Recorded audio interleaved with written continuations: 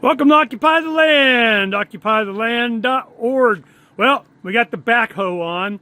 We're going to go over to one of our neighbors and help them with their septic tank. And getting that thing on is just a pain in the butt, line it up and everything. The reason is because you're on uneven ground. What you really need is a concrete pad to put all your attachments on, and when the back wheels of the tractor comes up, it lines up everything the way you got it off. That's the secret. So that may be a happening.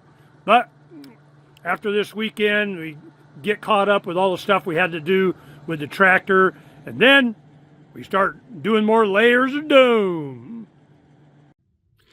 Well, we got the tractor back. I went to a neighbor's and fixed their road for them, and we're going back with the backhoe to finish a septic tank dig for them, and of course the promise is they'll come help us do whatever. We just want to be a good neighbor.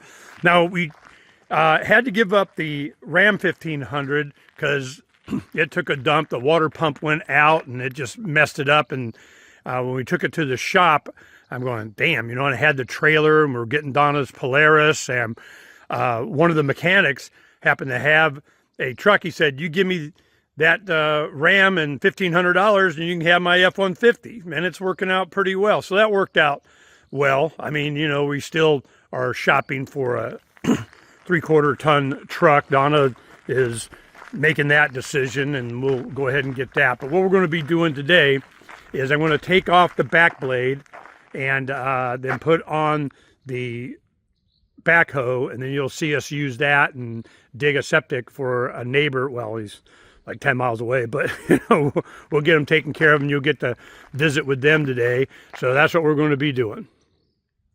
Now, this is an upgrade from the trimmer that we had during the summer. Donna took, and all the road that I cleared and so on, all of the creosote that was hanging and scratching vehicles and so on, she took care of that, and that's where a lot of that pile comes from. And that pile was, God, like 3 or 4 times that big before we chipped it and so on. Now, a friend of ours, Steve, that was here a week ago or so, he said that these, if you just trim them down to the root and then let them pop up and grow, that you can trim them like a hedge, and his look really dense and like a hedge, you know. And he goes, you can do that with these if you trim them back really hard.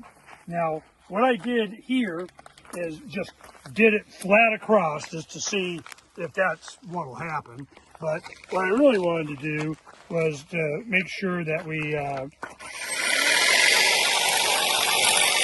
just get all this dead stuff out, kind of trim this back. Now, you got to be careful when you do that. This stuff is really sharp, and it'll put holes in tires lickety-split. So, you know, there's that. But I don't like all this dead stuff. Like this one's a really good example. You know, it's nice and healthy and everything, but it's got all this dead wood, and we could use that, you know, plus it's just, I don't know.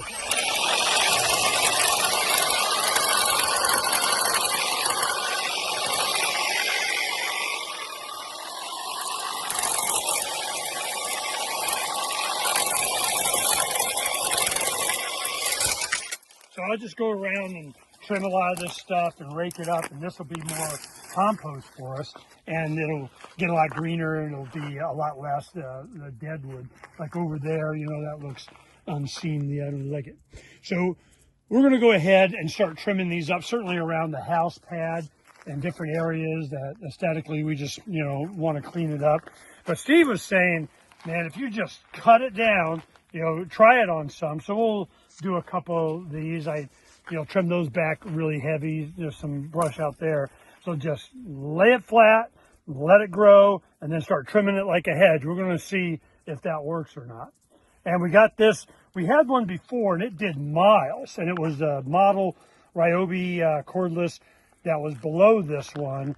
I was shocked it went as far as it did. You know, I'm sure some nylon gear or something went out. This one's the bigger, you know, 40-volt one. And it has a, you know, rotating handle and more power and bigger. Instead of doing 1/2 inch or 3/4 inch, this is supposed to be able to do an inch branches. You see, Ernie's going to break it. Yeah, well, it says it could do a lot bigger than that. So I'm like, okay, we're going to find out.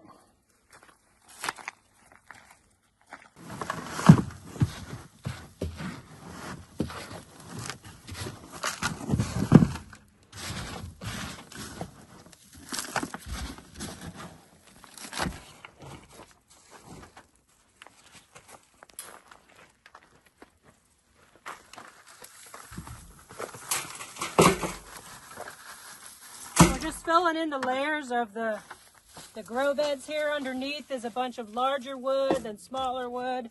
And then we've had this straw sitting in a pile over there composting for about a year. So Ernie just mixed it up with a little bit of dirt, chewed it up and everything. So this will be really good for right underneath the soil that I'm going to put in. And the soil I'm going to use is our neighbor's compost. He has bunnies. They have show bunnies, and so they have really good compost over there that's going to be good for the top layer of this.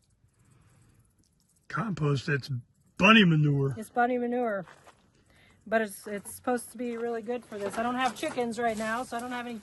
We used to use chicken manure in our garden all the time, but we don't have chickens yet. That's next on the list.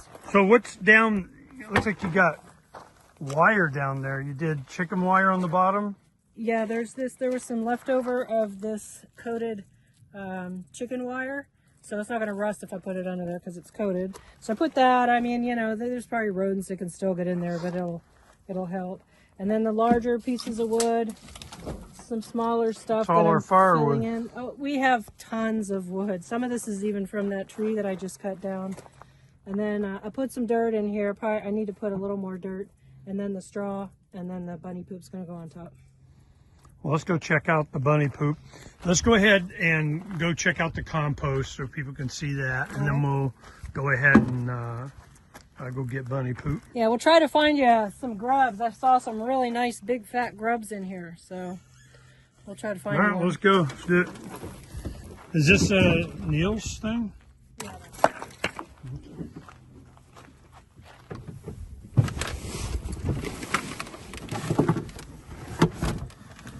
Well, we got the tractor back. Still had some issues, but you know, working it out with the service guys. Well, whatever, you know, it's working. So we're going to go ahead, and I just finished doing all the roads. It's better to have done it like a week ago or so after it rains, so you can have the moist soil. You don't make so much dust, and you can carve it better. And I really got to get on that sand pond more and build up over there is the house platform, you know, the pad. So we're going to go ahead and, you know, got to do more layers this week on the dome. We got to build that. We got all our stuff and try to do the electrical and everything. But Donna wanted to get food started. So Good idea. Let's go check it.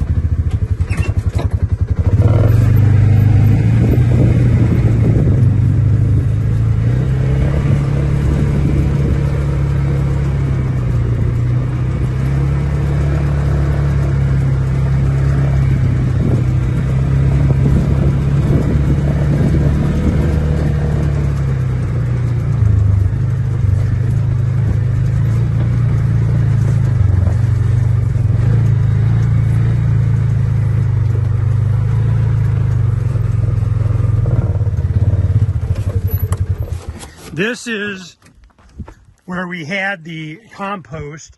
I have the wash over here that floods, and when it rains, and I put some more auger holes in there to help it penetrate. But you can see, man, when it rains, it gets green, green, green really fast. The whole desert is green, and you got this dead wood that we can use that for composting. But you know, the flow comes this way, and we're kind of trying to hold this back and divert it into the sand pond over here. Now, this is made this way so that when it does flood, it comes around and it floods all of this compost. So this is straw, and that shredder chipper underneath that tarp over there is what we do when we do this, when we got absolutely nothing else to do. Now, all I did is I came in with the tractor and just kind of, you know, tossed it a little bit and put it over here for Donna. She sees some nice, yummy grubs. You know, but it's doing well, and it gets a lot of moisture here when it's done like this, and it just fills in. So this is our compost. Now we can add more to it and work on this, but we got enough going that we could do what we wanted to do immediately here. And when we were first clearing the land, we went ahead and got all the chipping and stuff done as much as I could stand. I mean, it's a thing. And, but we got enough that we could do some garden beds. Well, Donna wanted to do that. And then she got her Ranger, and that is making her happy. You like your Ranger? I love my Ranger. Very, helps me, just like your tractor helps you, this helps me do a lot of things. Yeah, I got a tractor, so she was jealous. She needed to have that. Yep. So we're at a stage now is a good time to do a lot of gardening stuff, but man, we just got to get, having the tractor gone and all the other stuff to do and so on. We haven't really been doing the build, but we've been able to order a bunch of stuff. We know what we need, and we got that. So that is, this week and next week. Now that it's finally cool weather, it's even got down into the 80s. 90s is it must be winter, for us. But the down in the 80s during the day for weeks on end, and it being in the mid 50s at night, that's awesome. That's the best. Now you can see where we are. Zoom in. There's the freeway. That's probably about 4 to 6 miles away, and that's I-10 going between Phoenix and LA, and we're south of that. However many miles we are, far enough. If it's summer, you might not make it, walking. But it's we're isolated. We're out here, and the service department, the tractors, some of the problems I haven't fixed still there. Hey, there's warranty work, and I had to pay for some stuff, and I'm like, man, really? So they were willing to come out here, and Donna wanted them to come out. She's like, make them come out so they can see how far we got to go jerking around and having to put the tractor on the trailer and stuff. So we may do that at the end of the week just for a lesson. But we're busy. I still got to work on the shipping container more. I gotta. We got a bunch of stuff to do, but we want to get further along on the build. So that's what we're going to be working on this week after Donna gets this done.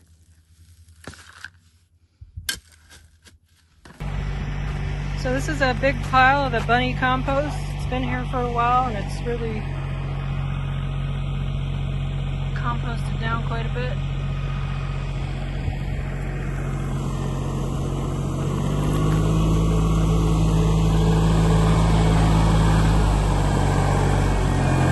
Sarah's gonna grab a bucket and bring it over.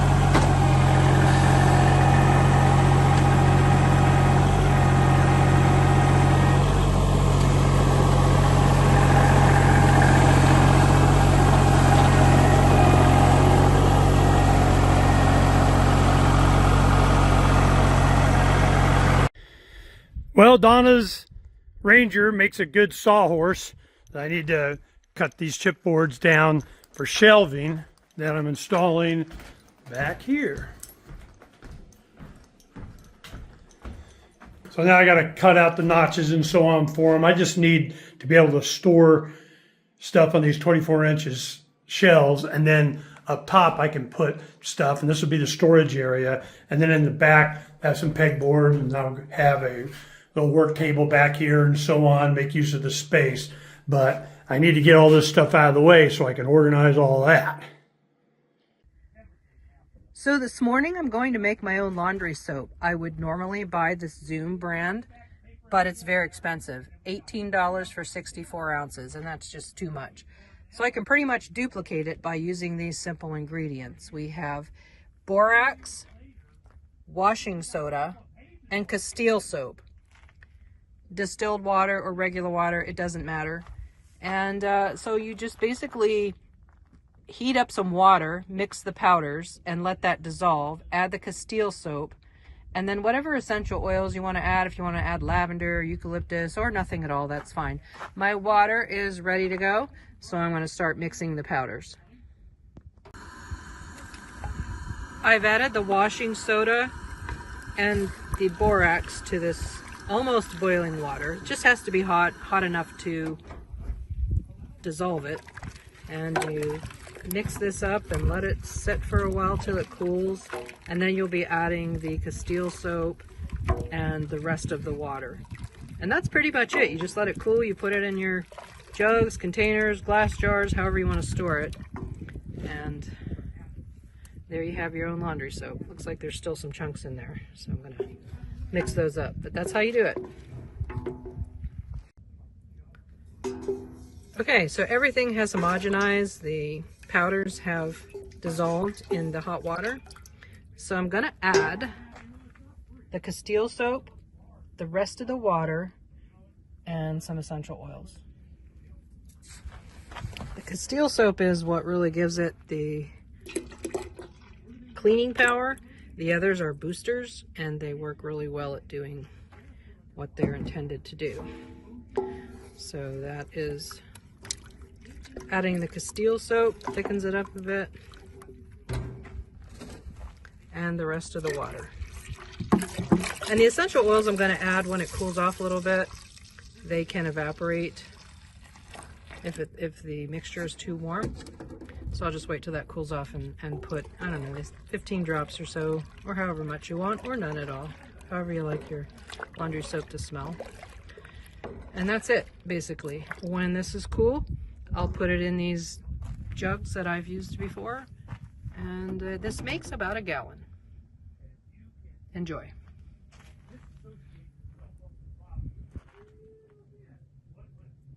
The laundry soap has cooled enough now that I can put it in the storage bottles.